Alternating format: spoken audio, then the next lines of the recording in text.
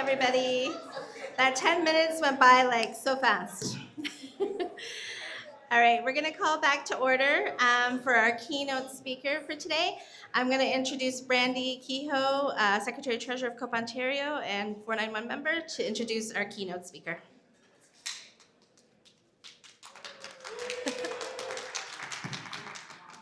Wow, okay. Wow, I'm nervous, and I never get nervous public speaking, so this really speaks to our, I'm gonna need a hug from Tammy, yeah. So good afternoon, everyone. As Kelly said, my name is Brandy, and I am a proud member of COPE Local 491, and I'm the treasurer of COPE Ontario.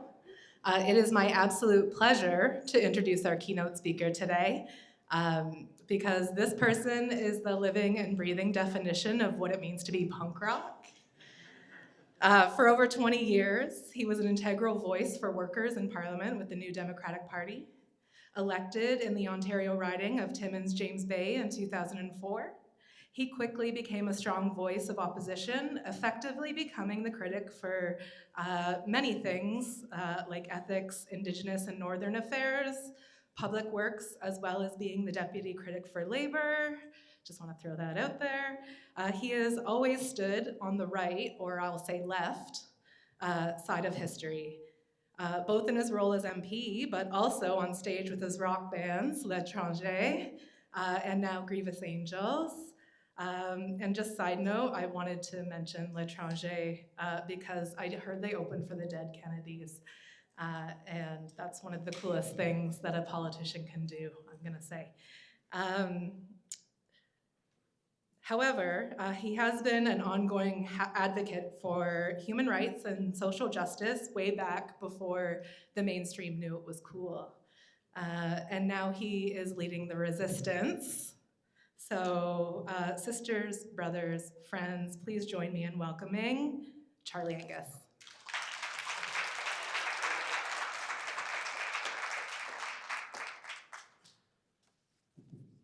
Wow, thank you so much. C'est très fier d'être ici pour ces congrès, les confrères et consoeurs. Et je vous remercie pour la décision de tenir ce congrès ici à Thunder Bay. C'est envoyer un message très important pour le Nord d'Ontario, pour tous les gens dans notre région. Thank you. I'm really thrilled to be here. I'm going to give you some really bad news. I hope you're not going to be upset. But I'm going to give it to you straight. And then I'm going to give you what I think are signs of real hope that we are going to take back our democracy and we are going to build a better country. And it's going to come down to the people in this room. Because if Labour isn't going to do the job, nobody's going to do the job. And that's why what you do is so important. And that's why being in Thunder Bay is so important. I love the idea that your conference is about repairing relationships. The number one relationship in this country is the settler and Indigenous. And 150 years from now, that will be the number one relationship. And it hasn't been a good relationship. And we know that in Thunder Bay. And I pay tribute to the 7 fallen feathers, and the young people who have to leave their reserves at 13 to live in boarding houses. Because in Canada, they still don't understand, and Doug Ford doesn't get this, that it's not the ring of fire that's our greatest wealth. It's this young generation of Indigenous children. You invest in them, and you will transform not just Canada, but the world. So this sense of repairing relationship as your Congress theme, I think, is very, very, very important. And this is a town of labor. You know, we just passed the 96th anniversary of the funeral of Vilgo Rosval and Jan Voutilainen, who were murdered trying to organize a union.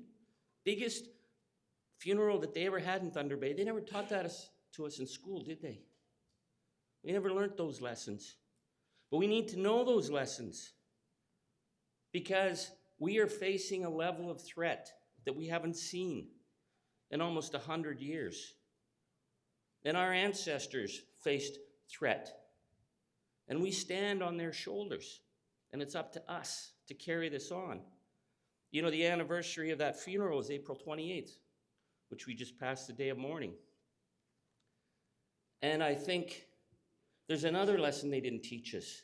The reason April 28th is the day of mourning, it was April 28th, 1914, that the hard rock miners from Cobalt, Ontario, my town, went down to Queen's Park, Big Jim McGuire, and they forced the first workers' compensation bill. So Lise is talking about how we're still having to fight those fights. But those fights back then, when Big Jim McGuire and they organized in the unions, not only did they get fired, but their families were thrown out in the streets. That was the cost of the 8-hour day. But they persisted. And they built the world and society that we have. And I'm telling you, I'm not going to sit back and let some mega incel take that from us. Not now, not ever. And it's up to us to decide what we're going to do. And our premier is down in the States getting a special honorary doctorate. I think that's great. I hope he frickin' stays there. Because what could you get a doctorate for, Doug Ford? Stickers, yeah. What, turning Ontario place, that was money that was invested by a conservative government back in the day when they believed that they would build places for families to go. And what's Doug gonna do with it? Get a Ferris wheel and a strip joint? Or the Science Center? Again, built with money from a conservative government that educated generations of young people. We used to bring our kids there all the time. But boy, oh boy, wouldn't that make it a good place for condos? So is he getting the award for that? Or a buck of beer? I'm waiting for my buck of beer. I didn't know I needed a buck of beer. But he ran on that. That was his promise. And we let him get elected. And now we see what that promise meant. When you go to a small town in Northern Ontario and there's no emergency ward open on the weekend. You know, I'm of the school that believes I don't mind driving an extra 5 minutes to the LCBO than having to go to the corner store to get my 6-pack of Bud Light. I would rather that money was spent on doctors for my kids and EAs and properly funded healthcare for our seniors. And I'm putting all this in context because the battle here in Ontario is the global battle right now. So do you want the bad news or the really bad news? Guess it doesn't matter, eh? Well, the bad news is that the Strait of Hormuz is still closed. I don't know if Doug was going to fix that, or Daniel Smith was going to fix that, or Pete Hegseth was going to fix that. The impacts of the Strait of Hormuz still being closed after 2 months is we are just on the cusp of a major, major, major economic hit that is going to shake everything up. It's shaking up the rest of the world right now. It's just slower coming to Canada. We're seeing in gas prices, but that's just the beginning of the impact. MRIs shut down. I didn't know they needed helium for MRIs. I thought helium went in balloons for kids' parties. And I didn't know that helium comes from those states in the Gulf. And now they're having to shut down MRIs. The impacts are going to start to rock things, and they're going to make things more unstable, and they're going to make people angry. You know, I was down in the Ottawa Valley the other day, a guy in a pickup truck that was bigger than my house says to me, "Goddamn price of gas." I'm looking at his house, man. It should come with a basement if you're going to spend that much on it. And I said, well, you know, it's the Strait of Hormuz. God damn, that's not the reason, it's that effing Carney. It's like, oh, buddy, here we go. But I mention that because when you have economic insecurity, people get rattled. And we're going to see people getting rattled. And what we're also going to see from the Strait of Hormuz closing, the issue of global hunger is very, very, very serious right now.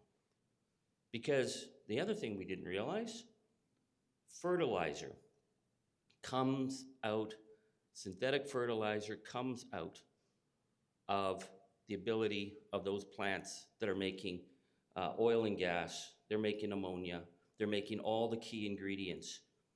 And it's already starting to hit in Sri Lanka, in India, it's gonna start hitting in South America. And when it pushes the food prices up 15 or 20%, that's when you start to see global hunger happening. And we have a president who's obsessing about a ballroom. This is the chaos world that we're living in. And then the bad news, we're in for renegotiating CUSMA. And what did their major trade negotiators say to us? We suck. We suck. Canada, you suck. You know, they hate us. Of Donald Trump's comments about other countries, he has attacked Canada more than any other country. In his first 3 months, we counted 100 insults against Canada. I mean, if you don't like Canada and Canadians, like, who do you like, right? It's like really. But they hate us because we're democratic. They hate us because we believe that diversity is not a weakness, it's a strength. And they hate us because they don't believe in a democratic world order anymore, where trade is reciprocal, where we share. You know, they can come and get whatever they want from Canada right now. That's the way our trade agreements are set up. They want critical minerals, sure, we'll give it to them. You know, they want oil, sure, we'll give it to them. They need potash, damn right they do, because their farm communities are collapsing right now because of their trade war that they launched on us. And we're gonna get to that in a minute. And they can have all that. But it comes with the notion of reciprocal trade back and forth. And they don't believe in that because they believe in a gangster principle, that they come and they take it. The idea that we trade, that's not in their worldview. We're in a world of gangsters. The gangsters are Putin. The gangsters are Netanyahu. The gangsters are Trump. And in that worldview, Canada is a threat. And so when Howard Lutnick says, you suck, Canada, well, I think actually what he's done is given us a lot of backbone to make sure that our trade negotiators don't sell us out, right? Because we're seriously pissed. We're not gonna put up with that. But it might mean that they're gonna walk away on CUSMA. I think if I'd said that a year and a half ago, we'd be like, oh my God, what are we gonna do? Oh my God, the economy won't survive. I mention that to Canadians now, it's like, yeah, whatever, they're gonna do what they're gonna do, and we are going to do what we are gonna do. That's the difference. And this is the moment that I wanna bring to you, so I've got some of my doom and gloom out of the way, got it out of my system, is that we are at this unique moment, and we have to recognize this moment, because nobody could have imagined that quiet Canada, the people who say sorry when they're in the right, stood up and showed the world what democracy looks like. And I can tell you from my work with Midas Touch, I get messages every single day, 500, 600, 700 messages from around the world. And they say, we're watching you, Canada, you hold the line. Because when Trump threatened us, and he threatened tariffs on the entire world, 2 countries stood up, China and Canada. The Europeans thought, oh my God, let's sign a trade agreement, let's give him what he wants and he'll leave us alone. Well, he's coming back at him again. The Australians signed a trade agreement and said, man, that sucks, why did we sign that? And we haven't signed because we're not gonna give any more away. Well, we gotta make sure we don't give any more away because they're coming at us in a big way. But something happened when Donald Trump started to insult us and belittle us and make fun of us because he thought we were pushovers, right? What could be easier to pick on than Canadians? And then suddenly you and you and you thought, to hell with that. What did you say about my country? And you decided, I'm not going to Arizona at Christmas like we go every year. And I'm not going to go down to Buffalo, although I love Buffalo right now. I'm Buffalo proud, that I'm still not going down there for chicken wings. The Canadian boycott is the most powerful political tool in memory, and you're not going to hear that on CBC. You're not going to hear it in the National Post, which is run by the United States mega companies. What the Canadian boycott has done has shown the power of people. Because the boycott is always traditionally the tool that the weaker have in standing up to the powerful. The term comes from Charles Boycott. Charles Boycott was a son of a bitch. Back in the day when oppressing the Irish was just what the English liked to do when they got up in the morning. And Charles Boycott was so bad that the people of his region of Ireland, they didn't have that term then, but they ghosted him. They ghosted him in such a manner that when he needed to get his crops off the field, there was nobody there. That when his wagon broke, nobody saw him. That when he went into a store to get something, there was no one there to recognize he even existed. And this was a form of resistance that the oppressed Irish used under Charles Parnell. The boycott became the tactic for resistance. You know, what do you think took down the British Empire? It wasn't battleships and bayonets. It was the boycott in India that said, no, we are going to use the power of our people to resist an empire, and they did. That's the power of the boycott. We know the story of Rosa Parks. But it wasn't so much that Rosa Parks didn't get off the bus. It was the fact that the people of Montgomery, the Black community of Montgomery, refused to take the bus. They were being threatened. They were being arrested. That boycott went for over a year, and they broke the racist state in Alabama by withholding their money. They boycotted them. And you know, I was in grade 5 when we went to church one day, and the priest came out in his long cassock and he had a button on, and priests don't tend to wear buttons at church. And he said, this is the button of the United Farm Workers. And he said, I'm telling every family here not to buy any more grapes until the Filipino and Mexican farm workers in California get justice. Man, my mom came home. We still don't eat grapes. I don't know what the boycott's over, but man, my mom said we're not eating grapes. We never ate grapes again. That was the power of the boycott. But the difference between the Canadian boycott is that all these boycotts were organized. This one just happened. And it showed that, man, you mess with Canadians, we are nice till we're not. What's that term? FAFO? So what? Exactly, FAFO. So what has the boycott done? Well, within weeks, the political leadership in Kentucky was saying to Donald Trump, I think you should tone it down. Because it just dawned on them that their number one market for bourbon and American whiskey was Canada. It's not that we drink all that much, but yeah, I think we do. Like, we were like 85% of their market. Jim Beam Distillery shut down. That is the symbol. Like, you think of like Harley Davidson motorcycles and bourbon, like those are American symbols. Jim Beam Distillery shut down. That was because of us. Pat yourself on the back. And I'm going to tell you something. I get messages from people from Kentucky. A woman told me, she said, my son works on the Jim Beam line. This has hurt us a lot. And she said, you keep it up. We need to get our democracy back. That's solidarity. That's solidarity in the face of hurt.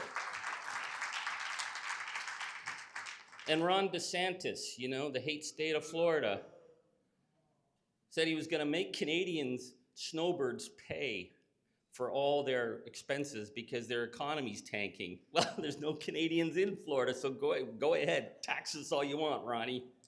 And you know, they keep talking about that Canadians are coming back, they're not. I get people from South Carolina and Florida, they say, we go out and we drive the highway to see how many Canadian plates we can find, and we don't see any. That's billions of dollars pulled out of the American economy. That's a staggering amount.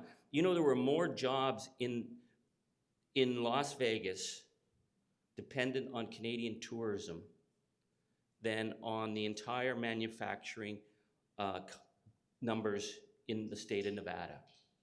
I think 43,000 jobs are directly dependent on Canadian tourists. So yeah, God, that mayor from Las Vegas, come back, Canada, we love you. We'll give you money at par. We'll give you 2-for-1 drinks. Come back, Canada. You know what? I don't know a single Canadian who wants to get a free drink at the bar in Las Vegas when they don't have a democracy there anymore and they're putting people in cages. How about you stop supporting a government that puts people in cages, and how about you start supporting a democracy, and yeah, maybe we'll come back and spend some money on your blackjack tables, or maybe we won't. Maybe we'll go to Prince Edward Island this summer. It's a nice place. So this is the power of the boycott. This is our power. And it needs to be talked about because, again, you're not hearing these stories.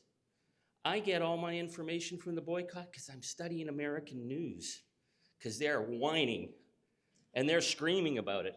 And then you start to see the political pressure point that we brought to bear. Because now you're starting to see Congress people. I don't know if you saw that woman from New Hampshire. She just lost it on Howard Lutnick the other day and was like yelling at him. It's because they need us and we have power. So this is what I bring to you. If we can pull billions of dollars out of the American economy, then we have the power to decide what kind of country and what kind of economy we want here in Canada. Because this is no longer about us just surviving and hoping to get through. We are facing a serious, serious threat. I believe that it's very likely that they could turn on us on a dime. Over the fact that he didn't get his ballroom, over the fact that the Strait of Hormuz is just blowing up and it's a complete dumpster fire. Well, let's go pick a fight with Canada. This is the reality of what we're facing. We are facing serious threat. And the only thing that stops serious threat is us and our resilience and our determination. Because a nation that is unified will stand up to a nation that's divided any day of the week. It's called the Juno Beach gene. It's in each of us. We didn't know we had it. But you know, we were a country of 11 million people when Hitler launched his war. And the war wasn't even declared yet, and Canada hadn't even declared going to war.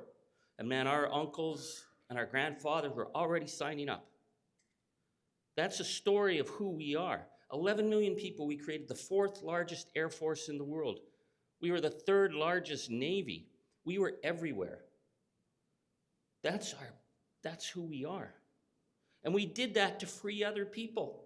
We didn't go there to take their resources. We went there to free them from fascism. And I didn't understand how much that cost until I was at Beny-sur-Mer at Normandy and walking through those graveyards. So many young people. We lost thousands and thousands to free others. And I was with veterans who had been there.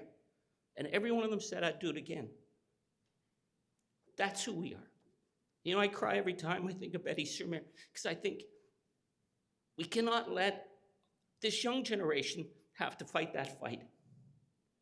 Our grandfathers fought that fight, and it's our job to say the line is here. You shall not cross this line. You shall not do this. It's up to us to say we will hold the line for democracy. Whatever they do south of the border, they're going to do. But we will hold the line. And that's why the world is watching us right now.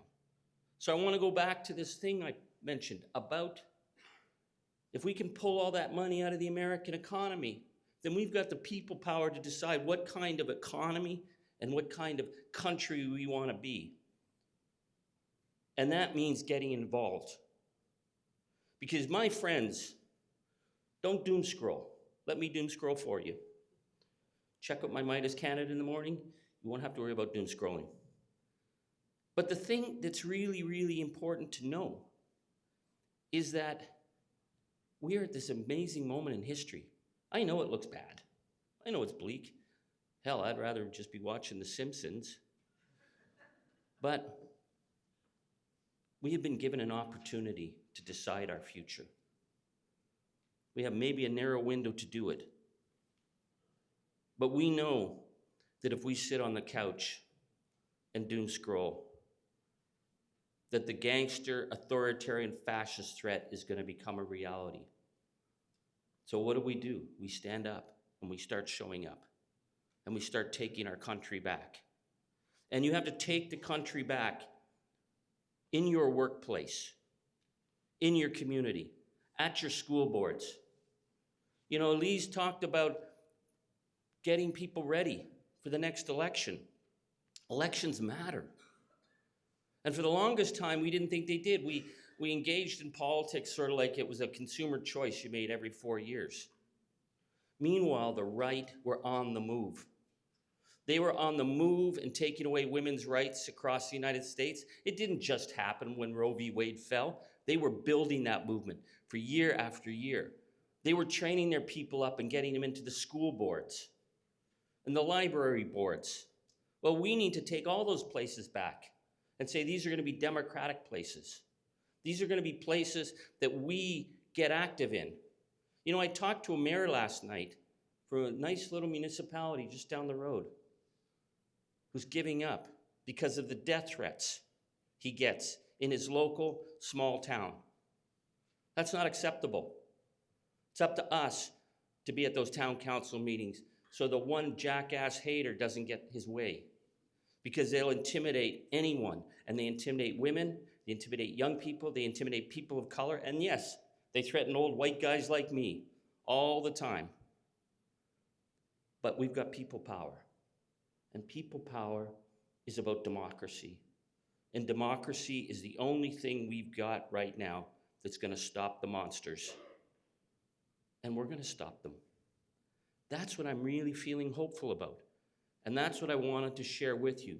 So we were talking about how to organize. Well, I'll tell you a story that stuck with me. They tried to figure out the people who stood up to fascists and the people who didn't in Germany and in Europe under the occupation. And they tried to figure out, well, maybe they were more educated. Maybe they were less educated. Maybe they were left-wing. Maybe they were religiously conservative. Maybe they were urban. Maybe they were rural. There was no unifying reason why some people stood up to the Nazis and refused to go along and actively resisted, and others didn't. Till they found this village in the Netherlands, Nieuwolde. And there was more Jews saved in that village than any place else in Europe. So they had a test case. And this is what they found out. It's called zeros, ones, and twos. So you need test case 0. You need the person to start this. So his name was Arnold Dawes. Probably in real life, in peacetime, he was probably a bit of a flake. Not much to write home about. But man, he hated Nazis. And he was doing monkey wrenching and cutting wires and slowly being chased across the Netherlands, and ended up in this village. He was case 0. What he needed was someone to work with. And the guy's name, I think, was Max Leon, who became case 1. So 0 and 1. And they started to go to people and say, we need you to help hide this family. Now, if you agreed to hide the family and you got caught, you and your family were going to be executed. I mean, it was a death sentence to be caught. So who's going to want to do that? Nobody.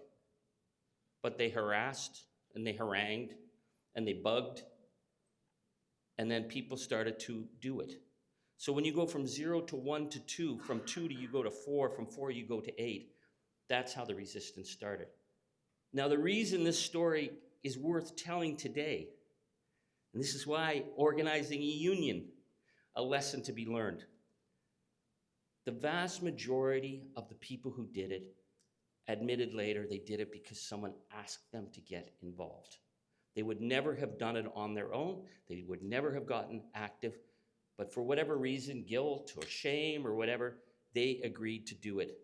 And of the ones that did agree to help, Jewish families who said, I'll just do it the once, the vast majority did it again and again and again and became active resistors. That's how you do it. You've got to reach out to people who think, I can't do anything. I don't know how to do this. It won't make a difference. All those negative things you hear from people who think, oh, wow, really? Go to a meeting? I'm going to tell you about my mom, who still won't let us eat grapes. My mom has never done anything political in her life, even though she had a loudmouth political son. My mom goes to Mass every day, sometimes twice a day. My mom's 86 and walks with a walker. And she called me one day and she said, I can't watch children dying in Gaza anymore. I'm going to stand out in the street. I said, with what, Mom? I said, I'm going to get a sign. I said, what's it going to say? Grandmother against genocide. I was like, wow, Mom, you do that. And she did. And every Wednesday for a year, through the snow and through the rain, grandmothers come out. And they started grandmothers' chapters all over. Now, some might say, well, what does that really do? Well, I'll tell you.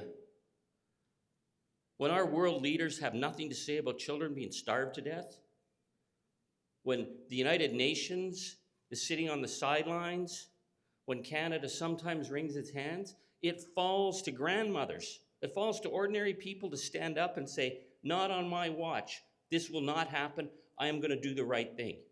Doesn't matter if someone laughs at you or thinks you're crazy. These are the tools, and this is what we have to do. Because this is a moment, my friends, where democracy has to survive. Decency has to survive. Human rights has to survive. And it's up to us. Because you know why it was possible to get what they did in the United States? Because they broke labor.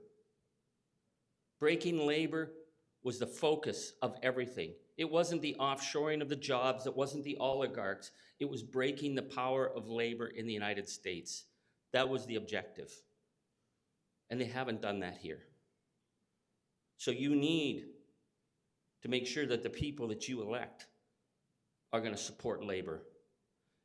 And you in the labor movement don't get a pass. Because you have the tools to help others.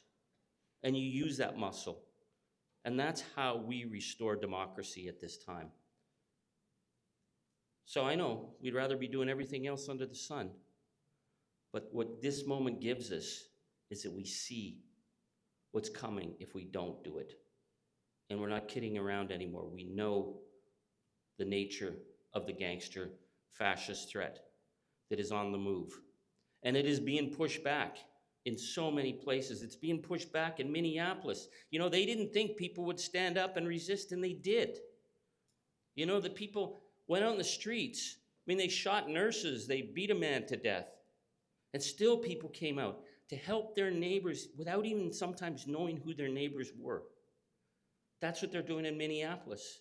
They threw Orban out in Hungary. He's the big architect of all this right-wing crap. The people rose up and threw him out. And in Ontario, I think it's great that he's down there getting his award in the United States. Just stay there, Doug. We're going to take our democracy back, right? So I'm going to read my 10 steps for resisting fascism and fighting tyranny. I got the idea because in 1939, 1940, when the Germans invaded Denmark, Denmark was a little country A 17-year-old boy, Arnie Sager, wrote the 10 Commandments of Resistance. And those 10 commandments were passed, person to person, family to family. And Denmark saved almost its entire population of Jewish people. The Danish resistance was across every segment of society. And I thought, well, maybe we need 10 commandments in this time. So I'm going to read them to you. Number 1, I promise to do whatever I can to defend the sovereignty, territorial integrity, and democracy of Canada. 2, I promise to respond to the best of my abilities to help in times of national disasters, floods, fires, or threats to our border. 3, I promise to upgrade my skills to help my community and my country, whether in emergency preparedness, first aid, or other training. 4, I promise to show up for my community and my country by voting and participating in grassroots democratic actions, including resistance against anti-democratic threats. 5, I promise to remain true to the values of inclusion, fairness, respect for Indigenous rights, and will do my best to ensure that no one is singled out because of their gender, sex, race, or religious background. 6, I promise to boycott everything I can coming from the United States, and I will support regional food sovereignty by buying local wherever possible.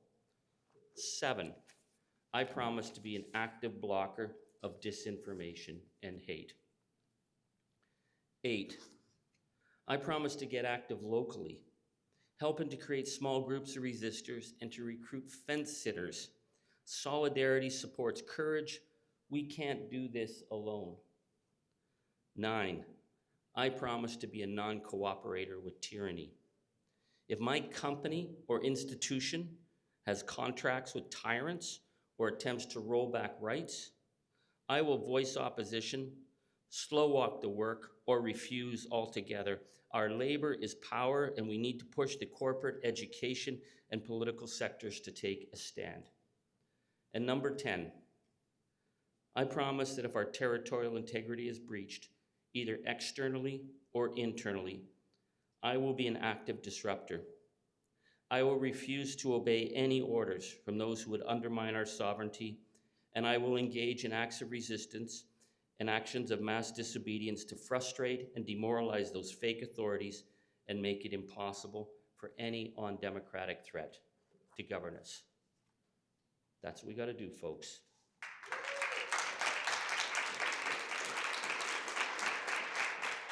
So I want to thank you so much. You know, I know it seems overwhelming, but when we know what ordinary people are doing elsewhere, it shows us that we're not alone. And you need to know you're not alone. I've been traveling this country from the little village of Rustico, Prince Edward Island, to the Sunshine Coast of British Columbia.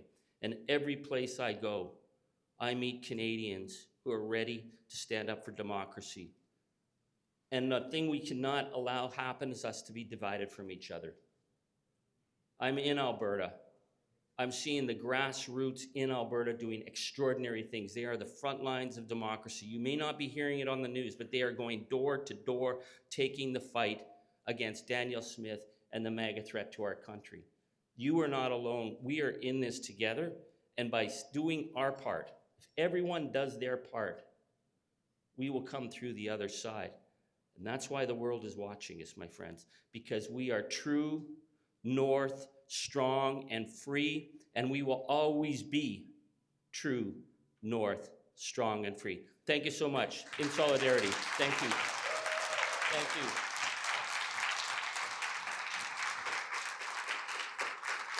Thanks.